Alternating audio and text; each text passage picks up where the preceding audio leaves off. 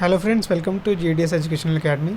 सो आज हम करेंगे दोस्तों डिमांड चैप्टर का last part, consumer equilibrium. So mainly हम डिमांड की सीरीज चला रहे थे, डिमांड चैप्टर की क्लास 11th माइक्रो इकोनॉमिक्स का, जिसमें मैंने ऑलरेडी 3 पार्ट्स अपलोड किए हुए हैं और आपका ये लास्ट टॉपिक है। So that means I hope आपका फाइनली इस पार्ट में आपका ये चैप्टर पूरा का पूरा ख़त्म हो जाएगा। आपको पता है दोस्तों, यहाँ से आपके 13 मार्क्स के क्वेश्चन आने वाले हैं फर्स्ट टर्म में, तो आप इस चैप्टर को बहुत अच्छे तरीके से समझिएगा, क्योंकि एमसीक्यू क्वेश्चन है, तो अगर कॉन्सेप्ट क्लियर होगा तभी आप क्या कर पाओगे, एमसीक्यू सॉल्व कर पाओगे। तो मैं जल्दी ही कोशिश करूँगा कि जैसे चैप्टर ख़त्म हो जाए आप कुछ एमसीक्यू क्वेश्चंस भी प्रोवाइड करूँ, तो आपको कॉन्सेप्ट क्लियर हो जाए। ठीक है। सो जो लोग हमारे चैनल पर पहली बार आए हैं दोस्तों, तो प्लीज़ हमारे चैनल को सब्सक्राइब कर दे और बेल आइकन ज़रूर दबा लीजिएगा, ताकि जैसे ही मैं क्वेश्चन अपलोड करूँगा आपके पास नोटिफिकेशन जल्द से जल्द पहुँच जाए और अपनी प्रैक्टिस को आप चेकआउट कर सकते हैं। ठीक है, तो चलिए स्टार्ट करते हैं कंज्यूमर इक्विलिब्रियम। तो सबसे पहले देखेंगे यहाँ पे कंज्यूमर। तो कंज्यूमर कौन होता है? कंज्यूमर का मतलब है दोस्तों, it is an economic agent who consume final goods and services for the consideration. है ना, कंज्यूमर कौन है? एक इकोनॉमिक एजेंट है जो क्या करता है, कंज्यूम करता है फाइनल गुड्स एंड सर्विसेज को। ठीक है, so this is the definition of consumer. अब बात करेंगे जो कंज्यूमर यूज़ करता है, जो भी कमोडिटी, उससे क्या होती है, उसकी नीड्स सेटिस्फाई होती है। ठीक है, सेटिस्फाई होती है, तो उस सेटिस्फेक्शन को क्या बोला जाएगा? यानी कोई भी मान लो आप एक गिलास पानी पीते हो, तो आपकी क्या होती है, प्यास बुझती है ना। तो प्यास बुझाने की क्या शक्ति है उसके अंदर, पानी के अंदर। समझ में आई बात? तो ये नेक्स्ट टॉपिक क्या है, उसी नेक्स्ट जो हेडिंग है यूटिलिटी, यानी it is the wants satisfaction power of a commodity, यानी किसी भी कमोडिटी की पावर कितनी है सेटिस्फेक्शन करने की। ठीक है, दैट इज़ कॉल्ड यूटिलिटी। अब हम बात करेंगे टोटल यूटिलिटी। टोटल यूटिलिटी क्या है दोस्तों? It is the total satisfaction derive from the combination of given commodity of a commodity at a given time in other words it is the sum of total marginal utility. तो total utility क्या है दोस्तों? Total level of satisfaction दिखाता है, और other word में बोलें तो टोटल जो सम ऑफ मार्जिनल यूटिलिटी कहलाती है, वही क्या कहलाएगी, आपकी टोटल यूटिलिटी। सपोज़ करो यहाँ पे टेबल है, यूनिट 1 2 3 4 है। यूटिलिटी अगर पहला आप क्या कर रहे हो, कंज्यूम कर रहे हो कमोडिटी को, तो आपको 10 मिल रही है यूटिलिटी, उससे उपयोगिता, है ना। सेकेंड कर रहे हो तो 9, थर्ड कर रहे हो तो 8, फोर्थ कर रहे हो तो 7। सो ये क्या आपकी यूटिलिटी। अब सो टोटल यूटिलिटी क्या हुई दोस्तों? जब क्या करोगे, ऐड करोगे 10 को 9 से, पहले में तो आपको 10 ही मिलेगी, पहली यूटिलिटीज़। सेकंड में 10 में 9 प्लस करोगे तो 19 हो जाएगा। फिर 19 में 8 ऐड करोगे 27, फिर 27 में 7 ऐड करोगे तो 35। तो यानी फाइनल टोटल यूटिलिटी कितनी हुई आपकी? 35, है ना। सो आई होप क्लियर हो गया होगा। अब हम बात करेंगे मार्जिनल यूटिलिटी। मार्जिनल यूटिलिटी क्या होती है? So it is the change in the total utility resulting from the consumptions of an additional unit of a commodity. In other words, it is the utility derived from each additional unit. तो simple सी बात है, marginal utility क्या है दोस्तों? जिसमें अगर एक से ज़्यादा अगर आप क्या करते हो, कमोडिटी यूज़ करते हो, तो लेवल ऑफ सेटिस्फेक्शन क्या होगा, धीरे धीरे कम होता चला जाएगा, है ना, by using one more additional unit. तो देखो यहाँ पे मान लो ये यूनिट्स है आपके 1 2 3 4 5 6 7। टोटल यूटिलिटी आपको कितनी मिल रही थी? 10 18 24 28 30, फिर फाइनली 28। तो मार्जिनल यूटिलिटी क्या होगी दोस्तों? पहले तो 10 ही होगी, है ना। नेक्स्ट आपकी कितनी होगी मार्जिनल यूटिलिटी? 18 में से 10 माइनस करोगे, यानी TUN जो आपका ओल्ड होता है, दैट इज़ रिप्रेजेंट अपना total utility of an community, है ना, TUN। और जो माइनस किससे करोगे? ओल्ड से। ठीक है, न्यू माइनस ओल्ड।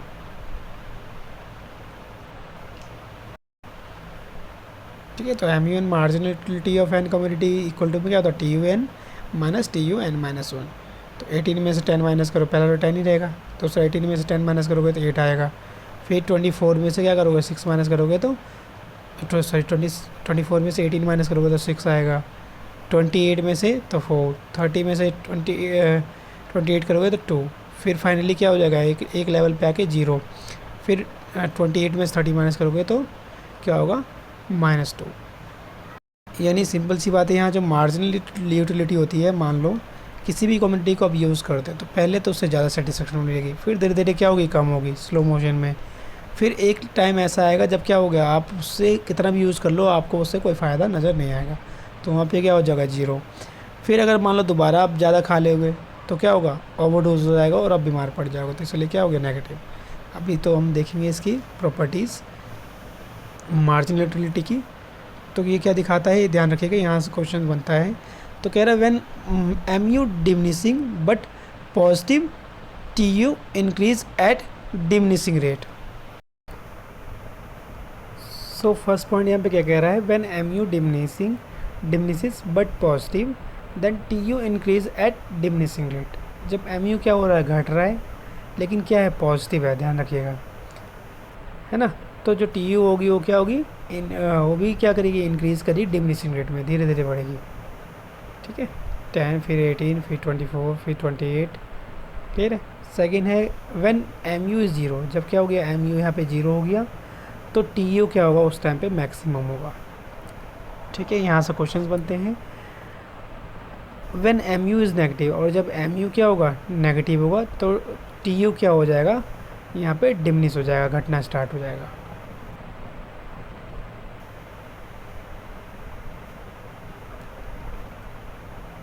क्लियर हुआ।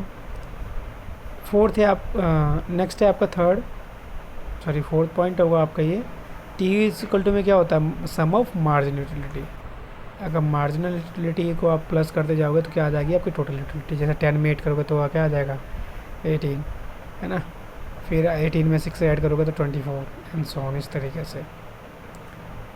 नेक्स्ट है आपका TU increased is long as MU is positive. तो जब तक क्या होता है, TU बढ़ता जाता है, जब तक जो MU है वो क्या रहता है, पॉजिटिव रहता है ना। जैसे जैसे TU अगर बढ़ेगी तो MU भी क्या होगी, आपकी घटेगी, लेकिन कैसे रहेगी, पॉजिटिव रहेगी, ध्यान रखिएगा।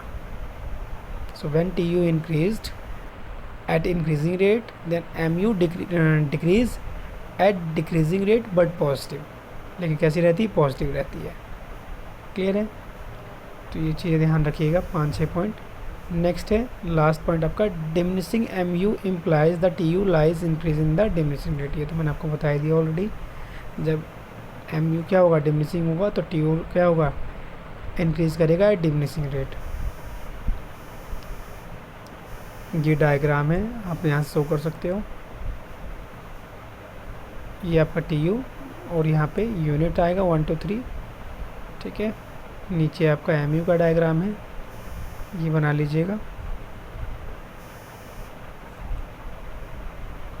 तो जब आपको पता है MU क्या होता है, 0, तो TU क्या होता है, वहाँ पे मैक्सिमम होता है ना। तो ये 5-6 जो पॉइंट्स थे TU और MU के बीच में रिलेशन जो है वो आप ध्यान रखिएगा, यहाँ से क्वेश्चन ज़रूर बनते हैं दोस्तों।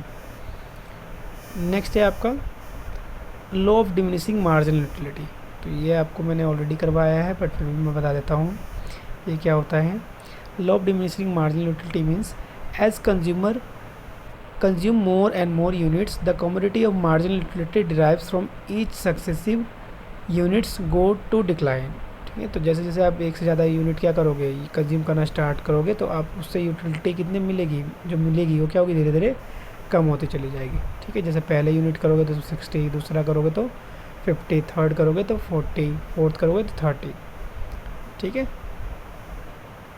सो this is called law of diminishing marginal utility. Next है आपका यहाँ पे कंज्यूमर बंडल। तो कंज्यूमर बंडल क्या है, basically it is the quantitative combination of two goods which can be purchase by a consumer from his given income. यानी simple सी बात है, कॉम्बिनेशन ऑफ टू गुड्स है A एंड B, जो particular price पे क्या करता है, कोई भी कंज्यूमर ये पर्टिकुलर इनकम पे क्या करता है, 2 बंडलों को खरीदने के लिए तैयार रहता है। So this is called consumer bundle. अगर हम बात करें law of equi marginal utility, तो ये क्या होता है, it says that when a consumer spends his income on different commodity he will attain equilibrium और maximize his satisfaction at the point where the ratio between the MU and the price of different commodity are equal and which is turns to be equal marginal utility of money। ठीक है, तो जहाँ पे दो course में सबसे ज़्यादा उसको लेवल ऑफ सेटिस्फेक्शन मिलेगी मार्जिनल यूटिलिटी, तो वही क्या कहलाएगी आपकी law of equi marginal utility. ठीक है, तो ऐसा पॉइंट जो क्या करे, where the ratio between the marginal utility और प्राइस ऑफ डिफरेंट कम्युनिटी क्या हो दोस्तों, इक्वल हो। नेक्स्ट आपका बजट सेट। बजट सेट क्या होता है, it is the quantitative combination of those bundle which a consumer can be purchase from his given income at a prevailing market price. ठीक है, तो ये क्या है, कॉम्बिनेशन ऑफ दोज बंडल यहाँ पे क्या करे, कोई भी कंज्यूमर एक अपनी इनकम के अकॉर्डिंग मार्केट प्राइस पे किसी भी चीज़ को खरीदने के लिए तैयार रहे।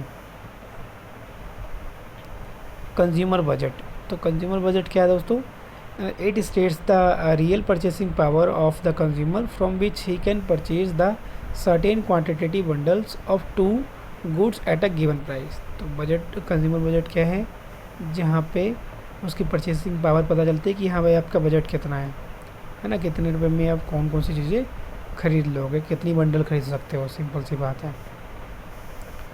Budget line, so budget line क्या है दोस्तों, it is the graphically representation of all those bundles which cost the amount just equal to the consumer money income given as the budget line. ठीक है, तो ग्राफिकली जब represent करेंगे हम combination of two goods को, सो this is called budget line. ठीक है, diagram के थ्रू।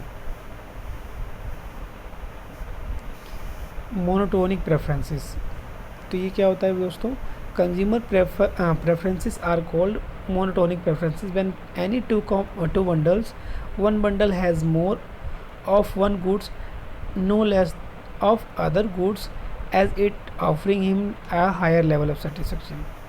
यानी मोनोटोनिक प्रेफरेंसेस का मतलब है सिंपल, दो गुड्स है मान लीजिए एक्स एंड वाई, तो जो उसको ज़्यादा लेवल ऑफ सेटिस्फेक्शन देगा ना, वो उसे क्या करेगा, प्रेफर करेगा, उसे वो ज़्यादा खरीदेगा, तो ये क्या कहलाएगा, मोनोटोनिक प्रेफरेंसेस। अब हम बात करते हैं चेंज इन बजट लाइन। ठीक है, so there can be the parallel shift leftward और rightward due to the change in income of the consumer and the change in the price of goods. A rise in income of a consumer shift the budget line rightward and the vice versa. In case of the change in price of one commodity, there will be a rotation in budget line. Fall in the price of causes the outward rotation due to the rise in the purchasing power or vice versa. तो change in budget line कब होती है दोस्तों, मान लीजिए यहाँ देखते हैं, effect in change in the income on budget line. Budget मान लीजिए ये आपकी बजट थी ए एंड बी कमोडिटी खरीदने के लिए, अब क्या होगी, राइट वर्ड कब शिफ्ट होगी आपकी बजट, जब rightward shift budget line shifted to the rightward from A B to A B one, है ना, इधर राइट वर्ड शिफ्ट हुआ। So due to the income increase, जब इनकम इंक्रीज होगी तो क्या करोगे, आप ज़्यादा चीज़ें खरीद पाओगे, तो क्या होगा, राइट वर्ड शिफ्ट होगा वो बजट, और लेफ्ट वर्ड से कब शिफ्ट होगा, जब आपकी इनकम क्या होगी, कम होगी, तो लेफ्ट वर्ड शिफ्ट हो जाओगे। अब देखो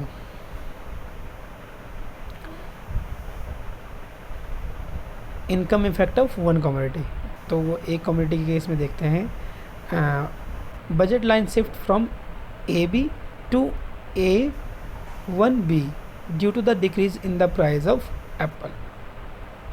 तो मान लीजिए क्या है आपका, मान लीजिए दो कमोडिटी है, ये आपका बी बनाना को स्टैंड करता है, दिखाता शो करता है, और ये एप्पल को, तो अब एप्पल को ज़्यादा कब खरीदोगे, जब उसका प्राइस क्या होगा, कम होगा, तो बजट लाइन क्या हो जाएगी, शिफ्ट ए बी से ए वन बी, है ना, इधर हो जाएगी, यानी एक कम्युनिटी की रेट के डिमांड क्या कर दोगे, ज़्यादा कर दोगे एप्पल की। सेम अगर मान लो इसके प्राइस क्या होता है, ज़्यादा होता है, तो आप क्या कर दोगे, इसको कम कर दोगे। Budget line shift A B to B1 due to the increase in the price of Apple.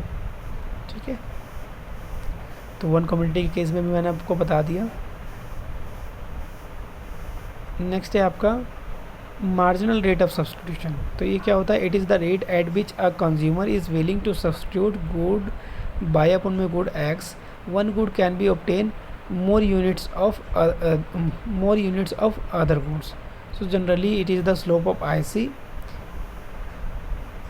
MRS is equal to में loss of buy अपन में gain of the x, और you can say change in buy अपन में change in x. Simple सी बात है, मान लो दो commodity है ना, तो अगर आप क्या करते हो, x कमोडिटी को ज़्यादा इस्तेमाल करना चाहते हो तो आपको क्या करना, जितनी आप कमोडिटी x यूज़ करोगे उतना ही आपको क्या करना पड़ेगा, कमोडिटी वाई में लॉस यानी सेक्रीफाइस करना पड़ेगा, है ना, अपनी बजट के according. So it is the rate at which the consumer is willing to substitute of good one good obtain to one more unit of the other good. ठीक है, तो अगर एक यूनिट आपको ज़्यादा इस्तेमाल करना है तो दूसरे कमोडिटी में क्या करना पड़ेगा, आपको सेक्रीफाइस करना पड़ेगा। ठीक है, तो ये क्या कहलाता है, MRS इक्वल टू में क्या होता है आपका लॉस ऑफ बाई। मान लो बॉस बाई यूनिट्स में आपने क्या किया, सेक्रीफाइस किया, और एक्स यूनिट में क्या किया, आपने गेन किया। अब बात ये है IC की बात। MRS बेसिकली होता क्या है आपका, IC का ही स्लोप होता है, ध्यान रखिएगा।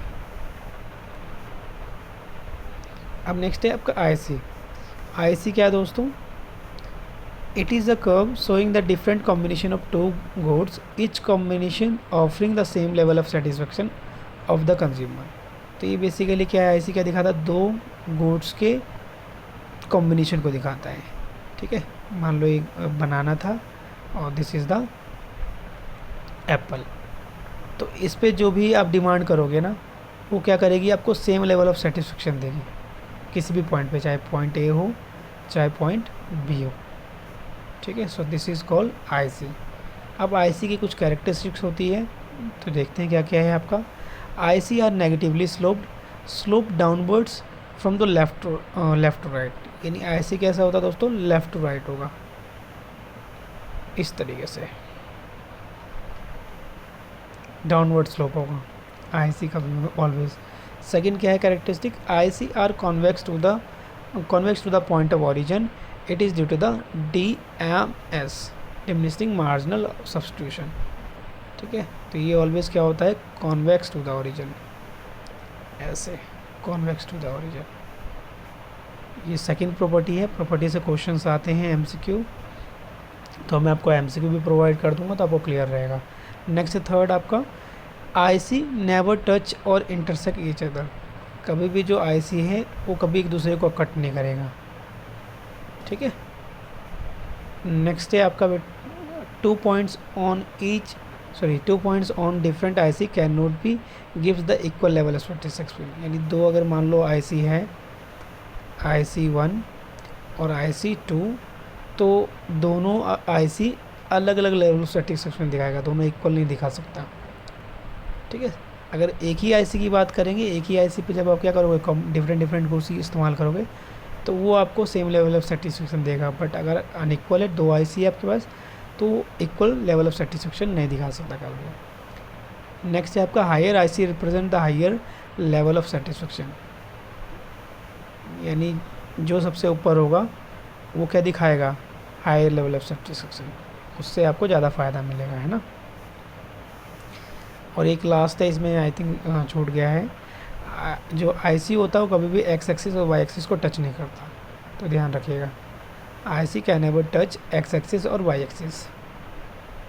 तो ये इसके कैरेक्टरिस्टिक्स हैं, यहाँ से IC से ज़रूर क्वेश्चन बनता है दोस्तों, इसके कैरेक्टरिस्टिक्स है। ठीक है, अब आपका नेक्स्ट आता है कंज्यूमर इक्विलिब्रियम। तो कंज्यूमर इक्विलिब्रियम कब होगा, a consumer is said to be the equilibrium when the maximize his satisfaction given his money, income and price of two commodity, he attains equilibrium at the point where the slope of IC is equal to the slope of budget line। कोई भी consumer कब से equilibrium point पे होगा, जब उसका जो budget line है और जो IC का स्लोप है दोनों क्या है, इक्वल है। ठीक है, ये मान लो दो गुड के केस में। अब कंडीशन देखते हैं, कंडीशन ऑफ कंज्यूमर इक्विलिब्रियम। तो ये दो तरीके से हम देख सकते हैं, दो कंडीशन है आपकी। पहला आपका कार्डिनल अप्रोच, जिसमें हम बेसिकली क्या देखते हैं, यूटिलिटी एनालिसिस करते हैं। सो अकॉर्डिंग टू, ये बेसिकली किसने दिया था, आपका अल्फ्रेड मार्शल ने, ध्यान रखिएगा, cardinal approach. So according to this approach utility can be measures in utils, it is the unit of utility condition। ठीक है, तो इसमें बेसिकली किस में दापते दोस्तों, यूटिल्स में 1 2 3 4 5 ऐसे। ठीक है, सो पहला है कि in case of one community, in case of एक वन कम्युनिटी में कब इक्विलिब्रियम पॉइंट पे होगा वो consumer, when MU marginal utility of money equal to में क्या होगा, marginal utility of X upon में प्राइस ऑफ X कमोडिटी। तो ये ध्यान रखिएगा कंडीशन, यहाँ से क्वेश्चन आता है डायरेक्ट इक्वेशन बेस्ड पे वन केस की कमोडिटी में, where MU stand for marginal utility of money, MU X is equal to में मार्जिनल यूटिलिटी ऑफ X, और price of PX stand for price of X। और same अगर दो goods के case में देखें तो क्या होगा, बस एक गुड बढ़ जाएगा, है ना, MU X अपन में PX, MU Y अपन में PY इक्वल टू में क्या होना चाहिए, मार्जिनलिटी ऑफ मनी।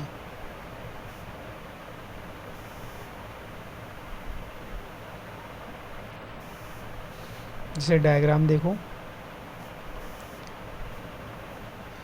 कि आपका यूनिट है, अब MU X ये है, मार्जिनल यूटिलिटी ऑफ X इतनी मिल रही है, मार्जिनल यूटिलिटी ऑफ Y इतनी मिल रही है ना। तो MUM क्या होगा, marginal utility of money for good X क्या होगा, तो MU X अपन में PX डिवाइड कर देना बस, जितनी भी प्राइस होगी। तो मान लो यहाँ पे क्या है आपका, प्राइस मान लो 3 रुपीज़ है ना, प्राइस ऑफ बाई कितना 4 रुपीज़ है, और जो मार्जिनल यूटिलिटी ऑफ मनी है दोनों मिला के वो कितनी होनी चाहिए, 9 होनी चाहिए।